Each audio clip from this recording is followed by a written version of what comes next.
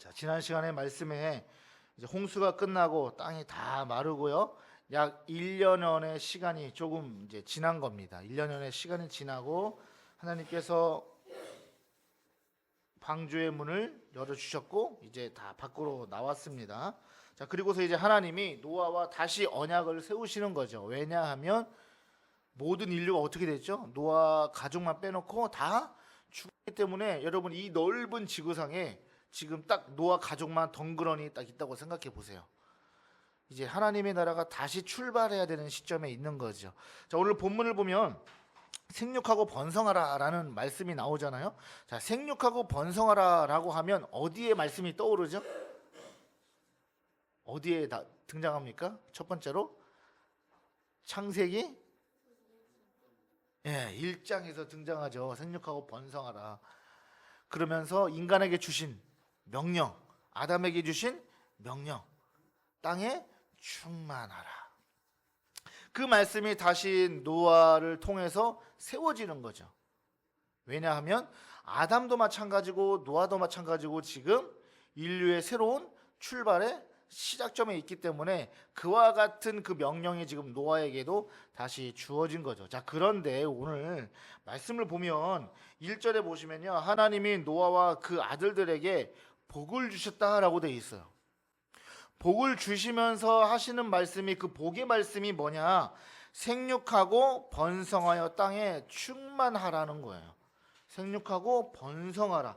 날마다 계속해서 어떻게 하라? 번창해 나아가라. 커져 나아가라. 많아져라. 이 뜻이거든요. 그것이 지금 복이라는 거예요. 자, 그러면 이 땅에서 잘 되는 것을 말하는 것일까? 성경에서 말하는 복이 이 땅에서 잘 되는 것, 번성하는 것, 번창하는 것, 사업이 잘 되는 것, 내가 좋은 직업을 갖는 것, 내게 막 물질이 내게 넘쳐나는 것, 그 복을 말하고 있는가? 여러분, 성경에서 말하는 복은, 오늘 하나님이 말씀하시는 복은 그런 의미가 아니다라는 거죠. 자, 오늘 말씀에 어떤 의미가 담겨져 있는가 우리 함께 살펴보길 원하는데요. 자, 하나님이 우리에게 주시는 복은 무엇인가? 오늘 그거에 대해서 함께 나누고자 하는 거예요. 자, 우리가 창세기를 읽을 때 1차적으로는 자, 오늘 생육하고 번성하라라고 하신 말씀은 1차적인 의미를 따지고 보면 무슨 말일까요? 자녀를 많이 낳으라는 거예요. 그래서 어떻게 해라? 인류가 계속해서 퍼져나가게 해라라는 거죠. 자, 이 말씀 때문에 오늘날에도 우리가 많은 그리스도인들이 이 말씀을 가지고 어떻게 적용합니까? 결혼해서 아이를 낳는 것이 하나님의 창조의 명령을 수행하는 것이다. 이렇게 많이 해석들 하죠. 틀린 건 아니지만 그러나 그렇다고 해서 그러면 이 말씀이 다 그대로 지켜지는 겁니까? 여러분, 이 말씀을 만약에 오늘날에도 지켜야 되는 거라면 아이 1명, 2명 낳으면 돼요? 안 돼요? 안 돼요? 어떻게 해야 돼요? 많이 낳아야죠. 최소한 저 같은 경우는 축구를 좋아하니까 한 축구팀을 꾸릴 수는 한 11명은 낳아야 그러면 생육하고 번성하는 건가요? 아니면 뭐 20명, 30명을 낳아야 되나요? 여러분, 이 말씀을 1차적으로 오늘날에도 동일하게 적용을 해버리면 이런 오류가 있는 거죠. 그럼 예를 들면 결혼을 안 한 사람이나 못한 사람들, 또는 결혼을 했는데도 아이를 갖고 싶어도 갖지 못하는 사람들이 있죠. 그럼 그런 사람들은 어떻게 해요? 하나님 말씀을 어기는 건가요? 지키지 못하는 건가요? 어쩔 수 없이 몸이 그래서 아이를 못 낳는 건데 생육하고 번성하지 못했다고 해서 그것이 그러면 나에게 하나님이 주신 복이 아닌 것인가? 어떻게 생각하세요? 아닌 거죠. 왜 그러냐면 아까도 제가 조금 전에 살짝 말씀드렸는데 아담에게 생육하고 번성하라라고 하신 그 명령도 그렇고 노아에게 주신 이 명령도 그렇고 하나님이 아담과 노아에게 이 명령을 주신 이유가 무엇이에요? 지금 이 지구상에 누구만 있어요? 아담만 있었고 노아만 있었단 말이에요. 노아가만 있었기 때문에 노아는 어떻게 해야 되는 거예요? 생육하고 번성하는 그러한 길을 걸어갈 수밖에 없는 거죠. 근데 이 말씀은 오늘날에도 동일하게 적용해서 생육하고 번성하라고 했으니까 우리 그리스도인들은 결혼해서 애 많이 낳아야 됩니다. 사실 근데 그럴 수 있는 세상은 아니잖아요. 그렇죠? 아이 한 명 낳아서 키우는 것도 쉽지 않은 세상이잖아요. 조금 전에 말씀드린 것처럼 아이를 갖지 못하는 사람의 경우에는 이 말씀이 너무나 마음에 찔릴 수도 있는 그런 말씀일 수도 있다는 거죠. 그러니까 지금 무엇을 말하고자 하는 거냐? 이 말씀, 창세기 말씀, 특히 오늘 이 9장 1절 2절의 말씀을 이와 같은 1차적인 의미로 오늘날에도 동일하게 대입을 시키면 된다, 안 된다? 안 된다. 대입을 시킬 거면 어떻게 해야 되냐? 더 많이 낳으면 되는 거야. 이해되셨죠? 1차적인 의미가 전부이다. 그것이 그렇게 해야 된다 라고 생각한다면 그럼 왜 한 최소 5명, 6명씩은 낳아야 되는 거 아니에요? 근데 그럴 수 있는 우리의 현대적인 삶의 방식은 아니잖아요. 그럼 무엇을 말하고 있는가? 그게 중요하겠죠. 자, 1차적으로는 출산을 가리켰지만요. 2차적으로는요. 여러분 생육하고 번성하라는 의미에는 뭐가 있냐? 복음의 영혼, 복음의 자녀들을 어떻게 해라? 낳고 기르라는 하나님의 명령의 의미가 담겨져 있는 거예요. 자, 고린도전서 4장 15절을 보겠습니다. 사도 바울이 뭐라고 하고 있냐? 고린도전서 4장 15절을 보면 그리스도 안에서 1만 스승이 있으되 아버지는 많지 아니하니 그리스도 예수 안에서 내가 복음으로써 너희를 뭐 했대요? 낳았습니다. 사도 바울은 지금 뭐 하는 삶을 살고 있어요? 복음으로 새로운 영혼들을 낳고 기르는 일들을 감당하고 있죠. 사도 바울은 그게 그 삶의 전부요 목적이었다는 거예요. 그러므로 이 생육하고 번성하라는 말씀은 복음을 전해서 예수 그리스도의 사람들을 어떻게 해라? 날마다 어떻게 해라? 근데 그렇죠. 확장해 나아가라는 거예요. 이해되셨습니까? 그러니까 이 당시에 그 노아 시대 때는 노아에게는 자녀를 많이 낳는 것이 필요했죠. 왜요? 이제 인류가 번성을 해야 되니까. 그렇지만 하나님은 단순히 인류가 번성해 나가는 것만이 목적일까요? 그게 복이에요? 아니에요. 그렇게 따지면요. 이슬람 사람들은 잘하는 거네요. 하나님 말씀 잘 지키는 거네요. 그렇죠? 그렇게 따지면. 맞아요, 안 맞아요? 그렇죠. 그렇게 따지면 잘 지키는 거죠. 얼마나 애를 많이 낳아요. 이슬람 사람들은 자녀 그 와이프가 한 명도 아니죠. 이슬람은 얼마든지 취할 수 있는 대로 취할 수 있잖아요. 그럼 애를 엄청 많이 낳잖아요. 공격적으로 낳습니다. 여러분 이슬람의 그 선교 전략 중에 하나가 자녀를 공격적으로 낳는 거예요. 그래서 그 나라, 그 사회를 뭐예요? 점령하는 것이 그들의 목적이에요. 그러면 그들은 뭐 하나님 말씀 잘 지키는 건가요? 이 생육하라고 번성하라는 말씀을 지키며 사는 건가요? 아니잖아요. 그게 아니란 말이에요. 무슨 의미예요? 노아는 1차적으로 그렇게 생육하고 번성해서 뭐 하는 거예요? 대신 그와 함께 반드시 필요한 게 뭐예요? 하나님을 가르치고 양육하는 거죠. 노아는 자기 자녀들을 막 낳으면서 노아의 그 후손들이 자녀를 낳으면서 인류가 번성해 나아갈수록 그 안에 뭐와 함께 번성해 나가는 겁니까? 하나님을 향한 믿음과 하나님의 나라에 대한 것이 점점 어떻게 해요? 이 세상을 덮으라는 것이 하나님의 명령이라는 거예요. 이 땅에서 잘 되는 건, 막 번성하는 건, 내 것이 많아지는 것, 이것이 복이 아니라는 거죠. 그것이 복이라면요, 우리 하나님은요 이방 종교들과 별 차이가 없어요. 별을 다를 게 없는 거예요. 여러분 이 말씀 들어보셨어요? 내 시작은 미약하였으나 나중은 창대하리라. 이 말씀 언제 많이 사용해요? 보통 예수 믿는 교회 다니시는 분들 사업장에 가면요, 교회에서 이제 신방용으로 선물로 말씀 액자를 딱 걸어주거든요. 그래서 내 시작은 미약하였으나 나중은 심히 창대하리라. 그게 무슨 의미예요? 사업? 사업, 그렇죠. 사업 번창하게 해달라는 말씀이잖아요. 여러분 혹시 그런 분은 안 계시죠? 어디 사업장에 그런 말씀 걸려 있나요? 네, 파란색 미용실은 안 걸려 있어요. 다행히도. 왜 그러냐면요, 이 말씀은요 그런 의미로 사용되어지는 말씀이 아니에요. 그렇게 사용돼서는 안 되는 말씀이에요. 왜냐면 이 말씀이 어디에 나와요? 욥기에 나오죠. 밖에 문 좀 닫아주세요. 이 말씀이 어디에 나온다고요? 욥기에 나와요. 근데 이 욥기에서 욥의 세 친구가 나오죠. 고난당한 욥에게 누가 왔어요? 욥의 세 친구가 왔어요. 이 세 친구가 와서 돌아가면서 욥에게 뭐라고 해요? 나름 욥을 위로하고 좀 용기를 북돋아 준다라는 의미로 말을 하긴 했는데 다 뭐예요? 지적하죠. 야, 왜 네가 그렇게 잘 나가던 네가 왜 고난을 당하냐? 그것은 네가 분명 뭐 했기 때문에 하나님 앞에 뭐 잘못한 게 있을 거야. 죄를 지은 게 있을 거야. 그러니까 잘 생각해봐. 잘 돌이켜보고 회개하고 하나님께 다시 나아가면 지금은 이렇게 미약하지만 다 쪼그라들었지만 폭삭 망했지만 다시 하나님이 어떻게 해주실 거야? 번창하게 해주실 거야 라고 하는 그 친구들의 말이란 말이에요.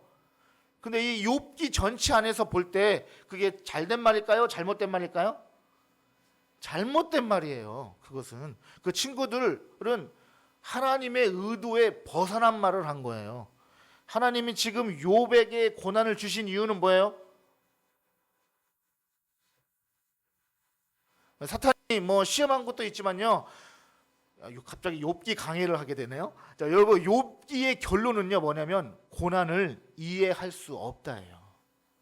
우리 인생에 여러분 오는 고난이 있죠. 그 고난 이해할 수 있어요? 없죠. 아무리 이해하려고 해도 이해가 돼요, 안 돼요? 안 되죠. 네. 안 돼요. 안 된다는 거예요. 그죠? 우리는 그래서 뭐 해요? 그저 그냥 뭐 해요? 하나님만 바라보는 거예요. 욥이 잘못을 해가지고 그 고난 당하는 게 아니란 말이에요. 근데 친구들은 뭐 했어요? 이거 자기네 딴에는 자기가 좀 신앙이 있는 척, 뭔가 좀 알고 있는 척 욥에게 조금 건방지게 조언을 한 거죠. 그런데 그 말씀을 가지고 신방을 하면서 내 시작은 미약하였으나 나중은 창대하리라. 이 말씀이 맞아요, 안 맞아요? 안 맞습니다. 자, 우리 교회다운 교회 성도님들의 가정에는 이 말씀, 이 문구를 걸어두지 마시고 차라리 무엇을 걸어두는 게 나을까요? 차라리 하나님은 사랑이시라. 차라리 이런 말씀을 걸어두세요. 예수만 바라볼 수 있는 말씀. 어쨌든 다시 본문으로 돌아와서 그런 것이 복이 아니다. 창대해지는 것이 복이 아니다. 내 것이 막 번성해 나아가는 것, 번창해 나아가는 것, 그게 복이 아니다라는 거예요. 우리가 지난 창세기 4장과 5장을 살펴보았을 때 이 독특한 구조라고 제가 설명을 드렸어요. 하나는 어떤 가문이 나고 어떤 가문이 나왔어요? 벌써 한 2-3주밖에 안 지났는데 다 잊어먹으셨어요. 한쪽은 가인의 후손, 한쪽은 셋의 계열, 그렇죠? 아벨은 죽었잖아요. 셋의 계열, 그렇죠? 그래서 이 가문을 이 집안을 비교하면서 어디가 하나님이 함께 하시는 집이에요? 셋의 계열. 그들이 왜 하나님이 함께 해요? 그들은 세상 것 바라보지 않은 거죠. 오직 하나님만을 바라보게 된 거죠. 그런데 나중에는 세상 것 바라보고 세상에 이쁜 사람들, 자기 마음에 맞는 사람들을 막 골라서 하나님의 뜻과 상관없이 그저 욕심에 따라서 결혼하기 시작하더니 세상과 섞여서 어떻게 됐어요? 또 그 믿음이 무너진 거죠. 그 믿음이 무너지고 난폭해지고 죄가 들어오고 사탄이 주는 생각들로 가득해지다 보니까 어떻게 된 거예요? 노아 때에 이르러서 하나님이 참을 수 없을 만큼 심판을 받아야 되는 지경에 이르렀다. 그래서 이 생육하고 번성하라는 것은 아이를 낳듯이 우리가 어떻게 하라는 거예요? 영적인 출산을 하라는 말씀입니다. 할렐루야. 이해되셨어요? 생육하고 번성하라고 하는 이 진짜 의미는 그것이 왜 우리에게 복이냐? 영적 자녀를 출산할 때만큼 그만큼 기쁜 것이 있다 없다? 없다는 거예요. 여러분, 한 영혼이 돌아오는 것이 그게 얼마나 기쁜 일이에요. 그래서 예수님이 어떻게 하셨어요? 한 영혼을 천하보다 귀하게 여기신다라고 하잖아요. 그래서 어떤 비유가 나오죠? 잃은 양. 잃은 양을 찾으시잖아요. 99마리 양을 놔두고 잃어버린 양을 찾으러 가잖아요. 여러분, 근데 그게 굉장히 목자로서 무책임한 행동인 거 아세요? 양은요, 멍청해가지고요, 멀리 못 봐요. 양은 그냥 코 앞만 봐요. 앞만 봐요. 그래서 자기 앞에 있는 양이 막 가잖아요. 그럼 그 양은 어떻게 해요? 따라가는, 양이 그래서 우르르 몰려다니게 가는 거예요. 앞에 낭떠러지가 있어요, 없어요? 있는데 몰라요. 가요. 그러면 떨어져요. 그럼 그 뒤에 양들은 어떻게 해요? 졸졸졸졸 다 떨어져 죽는 거예요. 근데 만약에 99마리 양이 그런 일이 발생하면 어떻게 해요? 지금 한 마리의 양이 어디가 있는지도 모르는데 그 양을 찾으러 예수님이 가셨단 말이에요. 그만큼 예수님의 마음은 어디에 있다? 한 영혼을 살리는 것. 한 영혼을 영적 자녀로, 하나님의 자녀로 낳으시는 것. 그것에 온통 관심이 있으시다. 그것이 하나님이 기뻐하시는 일이다. 그렇기 때문에 우리의 인생도요, 그 하나님이 기뻐하시는 것에 맞춰지면요, 우리의 인생은 행복하게 되어 있습니다. 아멘? 아멘이십니까? 그 하나님의 마음에 맞춰서 가지 않기 때문에 우리의 인생이 불행한 거예요. 왜냐하면 세상 것 아무리 채워봐도 채워집니까? 안 채워집니까? 여러분 10억 있으면 좋을 것 같죠? 10억 생겼어요? 여러분 10억 그거 가지고 만족될까요? 안 될까요? 안 되죠. 또 얼마가 땡겨요? 10억 정도면 그럼 또 한 20억 생각나는 거죠. 네. 제가 이제 유튜브 요 장면에 잘라서 올려야 되겠네. 지금 최근에 유명한 축구 선수가 지금 이 스캔들이 나가지고 문제가 일어난 거 아세요? 그 여자가 이제 3억을 주고 끝냈는데 3억에서 마무리가 돼요, 안 돼요? 안 되는 거예요. 인간은 그래요. 만족이 안 돼요. 그리고 어떤 사람이 그래요. 에이, 그냥 아예 차라리 손은 말해버렸네. 어차피 자를 거니까 그냥 10억 주고 끝내버리지. 그러면 10억 줬으면 그 사람이 끝났을까요? 사람이 그래요. 아파트 100억짜리 가지고 있다고 해가지고 만족이 되는 게 아니에요. 대기업이 그만큼 기업을 읽었으면 됐지 왜 계속 앞으로 나아가요? 거기서 머무르면 안 되기 때문에, 정치되면 망하기 때문에, 그래서 계속 채우고 늘리고 채우고 늘려야 되는 거예요. 여러분, 그게 세상이란 말이에요. 우리 그리스도인들이 그것 바라보고 살아가면 우리는 불행할 수밖에 없어요.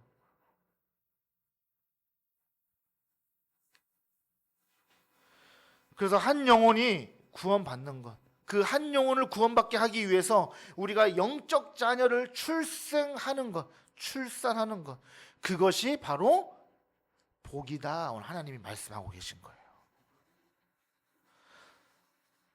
자, 또 복이 무엇인가? 우리 2절 보겠습니다.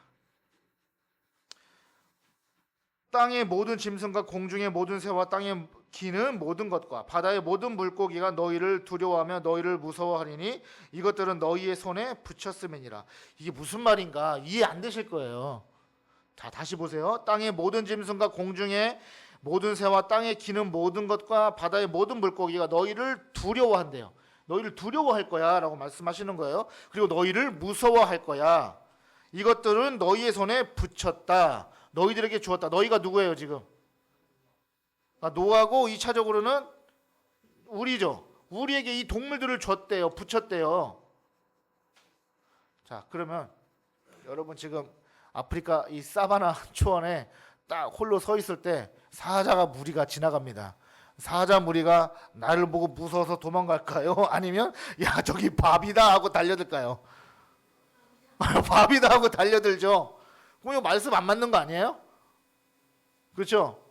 하나님이 지금 말씀하시잖아요. 여러분 땅에 기는 것은, 여기 나온 땅에 기는 것은 뭘 말하냐면 벌레들을 말하는 게 아니라 뱀을 말하는 거예요. 파충류 동물을 말하는 거예요.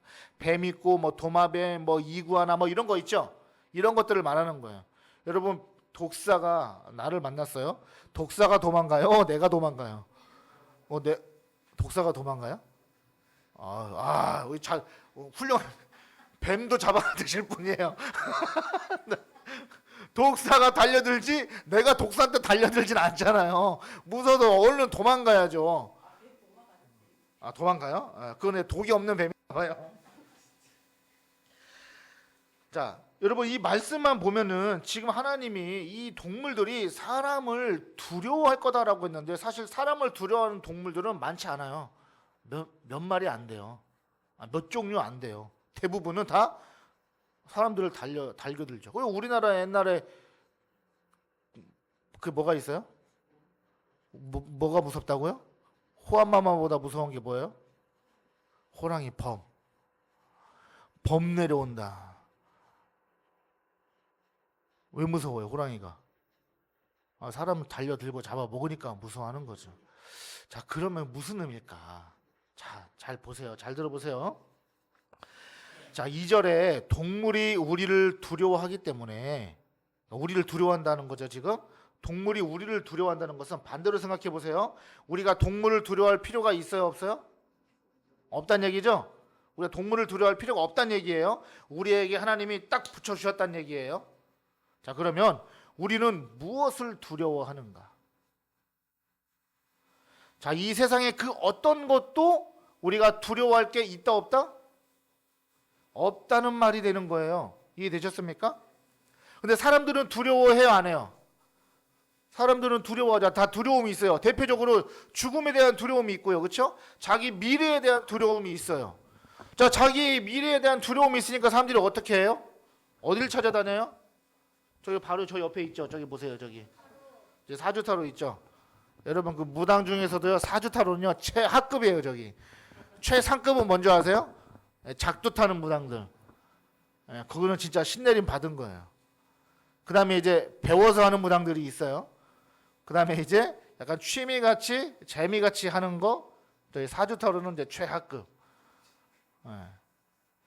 근데 사람들이 전에 다닌단 말이에요. 왜 다녀요? 자기 미래에 대한 불확실성에 대한 두려움이 있단 말이에요. 그런데 하나님은 뭐 해라? 두려워하지 말라는 거예요. 자, 왜 그러냐면 고대 세계에서는요 동물들을 두려워하고 그리고 그 두려워하는 동물들을 뭐 했어요? 신격화하기 시작했어요. 그래서 여러분 이집트의 신화를 보면은 이집트의 모든 동물들이 다 뭐 돼 있어요? 여러분 신격화돼 있어요. 자, 출애굽기에서 하나님이 모세를 통해서 애굽에 뭘 내리시죠? 10가지 재앙을 내리잖아요. 그 10가지 재앙에 뭐가 있어요? 첫 번째, 나일강이 피로 변했어요. 그렇죠? 그다음에 뭐가 나와요? 뭐 이도 나오고요, 메뚜기도 나오고요, 뭐 파리 재앙도 나오고요, 뭐 독종도 나오고요, 그렇죠? 막 많이 나와요, 그렇죠? 네, 뭐 흑암도 있어요. 네, 좋아요. 자, 이런 여기 나오는 동물들이 다 이집트에서는 뭐예요? 신이에요, 신. 뭐 올빼미 신, 이신, 뭐 메뚜기 신, 다 신이에요, 신. 다 그것들을 다 신으로 섬기고 있어요. 어리석게도. 이스라엘 백성들이 출애굽하고 나서 모세가 시내산에 올라갔을 때도 밑에서 뭐 했어요? 산 밑에서 이스라엘 백성들이 그 송아지 만들어 놓고 그 송아지가 뭐다? 하나님이다 하고 절하고 거기다 축제를 벌여놓고 즐기고 있는 거예요. 사람들이 그렇다고요. 자, 로마서 1장 23절 보겠습니다. 로마서 1장 23절. 자, 썩어지지 아니하는 하나님의 영광을 썩어질 사람과 새와 짐승과 기어다니는 동물 모양의 무엇으로요? 우상으로 바꾸었다. 사람들이. 그래서 이것들이 뭐하고 연결이 돼요? 우상과 연결이 된다는 거예요. 자, 첫 번째로 이제 땅의 짐승, 땅의 모든 짐승을 한번 살펴보겠습니다. 땅의 모든 짐승은요, 여러분 사탄이나 그 하수인들을 상징해요. 그리고 땅에 속한 자들을 상징해요. 여러분 땅에 속한 사람들, 우리는 어디에 속한 사람들이에요? 하늘에 속했어요. 이 땅에 속한 사람들이라는 것은 그들은 어떤 사람들이라는 거예요? 불신자들이고 안 믿는 사람들이고 결국에는 그들이 뭐가 필요해요? 그들에게 복음이 필요하잖아요. 복음이 필요한 자들을 말하는 거예요. 베드로후서 2장 12절 보겠습니다. 그러나 이 사람들은 본래 잡혀 죽기 위하여 난 이성 없는 짐승 같아서 그 알지 못하는 것을 비방하고 그들의 멸망 가운데서 멸망을 당하며. 여러분 베드로 사도가 뭐라고 합니까? 이 사람들이 누구냐면 지금 거짓 교사들, 이단들을 말하고 있는 거예요. 그들을 뭐와 비유하고 설명하고 있어요? 이성 없는 짐승, 생각 없는 짐승. 앞뒤 따져볼 수 없는 멍청한 짐승 같아서 그 알지 못하는 것을 뭐 한대요? 비방하고 그들의 멸망 가운데에서 멸망을 당한다. 여러분, 신천지 이단이고요, 뭐 여호와의 증인 이단들이지만, 그러나 결국엔 그들에게 뭐가 필요해요? 무엇이 필요해요? 복음이 필요하잖아요. 그들도 복음을 듣고 그들도 회개하고 예수 그리스도를 영접해야 되지 않겠어요? 그들도 복음을 받아들여야 되는 대상이란 말이에요. 자, 요한계시록 13장 6절, 짐승이 입을 벌려 하나님을 향하여 비방하되 그의 이름과 그의 장막 곧 하늘에 사는 자들을 비방하더라. 이 말씀도요, 거짓 선지자들, 이단들, 적그리스도들을 상징하는 거예요.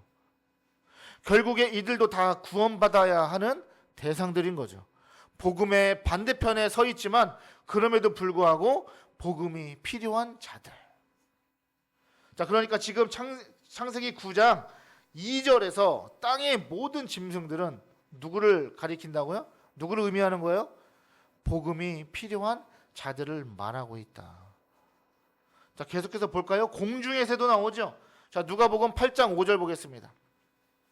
씨를 뿌리는 자가 그 씨를 뿌리러 나가서 뿌릴 새 더러는 길가에 떨어짐에 밟히며 공중의 새들이 먹어버렸고. 자, 지금 씨를 뿌리러 나가서 씨가 뭐예요? 그렇죠. 하나님의 말씀, 복음이에요. 잘 들으세요. 여러분, 이 말씀을 가지고 어떤 분들은 여기 이 말씀에서 30배, 60배, 100배의 결실이 나오죠. 그렇죠.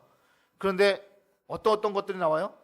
가시떨기에도 뿌려지고 메마른 땅에도 뿌려지고, 오늘 본문에는 지금 읽은 본절에는 새들이 와서 먹어버리고, 그렇지만 결국에는 옥토에 뿌려졌을 때 그 복음이 어떻게 된다? 열매를 맺는다라는 거예요. 30배, 60배, 100배의 열매를 맺는다는 거예요. 이것이 이 말씀의 요지예요. 그런데 이 말씀을 가지고 30배, 60배, 100배의 축복으로 말씀하시는 분들 맞아요, 안 맞아요?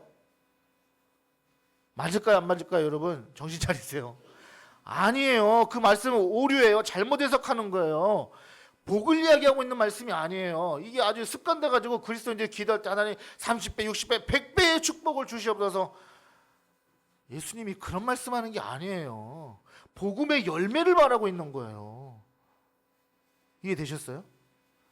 막 복음에 거치는, 복음에 반대되는, 복음에 저항하는 많은 여건들, 많은 상황들이 있는데 우리 믿는 자들이 포기하지 않고 끝까지 황폐한 땅이라 할지라도 계속해서 복음의 씨앗을 뿌리고 복음을 뿌릴 때 언젠가 어떻게 돼요?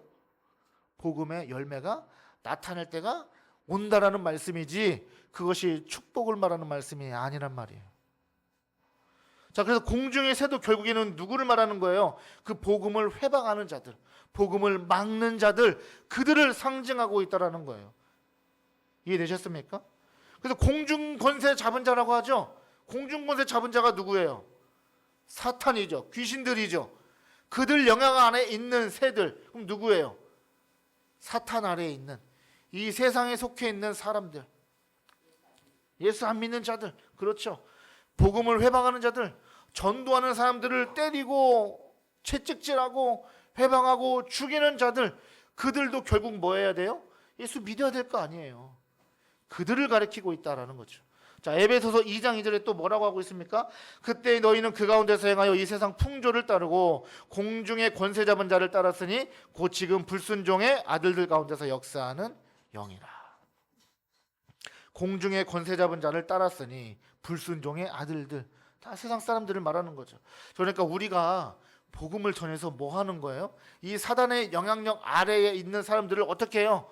복음의 자리로, 하나님의 자녀의 자리로 이끌어 내야 된다라는 거예요. 자, 땅에 기는 것, 제가 아까 말했죠. 파충류를 말한다고. 뱀이라든지 도마뱀 등등. 자, 이 뱀이나 도마뱀은 뭐 창세기 우리 그때 잘 들으셨으면 기억날 텐데, 하나님이 뱀에게 저주하셨죠. 너는 종일토록 뭘 먹는다? 흙을 먹는다라는 것은 뭐예요? 아, 저 율법. 이 다들 회개하세요. 좋으셨어요? 설교 시간. 이 세상 것 땅의 것에 매여서 땅의 것을 먹고 살게 될 거라는 거잖아요. 이해되셨죠? 그러니까 왜 하나님이 지금 땅에 기는 것을 말하고 계실까? 성경이 연결돼 있다니까요. 누구를 향해서 연결돼 있어요? 예수 그리스도를 향해서 연결돼 있다니까요.